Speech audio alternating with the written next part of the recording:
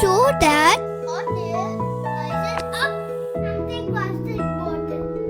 fix the balloon at the top of the water. Now take two containers. One with hot water, one with cold water. Put the bottle under hot water. Look at the balloon. It's expanding. Hot air is going up in the balloon. Keep the bottle in the cold water. Balloon is shrinking in the cold water. Hot air expands and rises up. Cold air contracts.